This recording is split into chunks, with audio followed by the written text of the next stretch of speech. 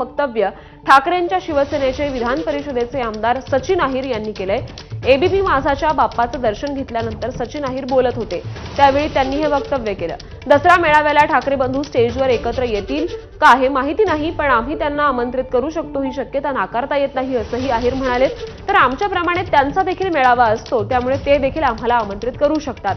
पक्षाचं आणि आघाडीचं व्यासपीठ वेगळं असतं, परंतु यावेळचा शिवतीर्थावरील दसरा मेळावा हा न भूतो न भविष्यती स्वरूपाचा असेल असं अहिर यांनी स्पष्ट केलंय।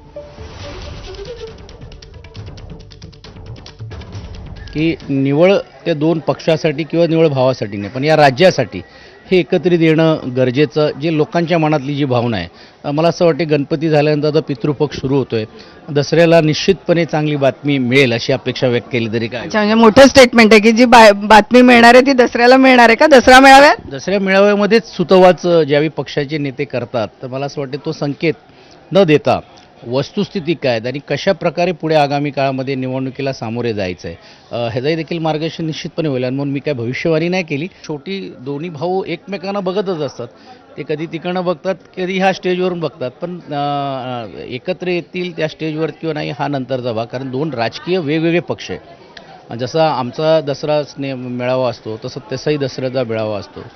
उद्या अशी शक्यता नाकारता येत नाही की आम्ही त्यांना आमंत्रित करू, ते आम्हाला आमंत्रित करतील, कारण राजकीय व्यासपीठावरती ज्यावेळी आम्ही एकत्र येत असतो त्यावेळी तो पक्षाचा व्यासपीठ एक वेगळा असतो आणि एक आघाडीचा व्यासपीठ वेगळा असतो। पण नक्की यावेळीचा शिवतीर्थाचा मेळावा हा भूतो न भविष्य काळातला असेल। नाशिकच्या मालेगावमधील गणेश विसर्जन मिरवणुकीला गालबोट लागलंय। संगमेश्वर इथल्या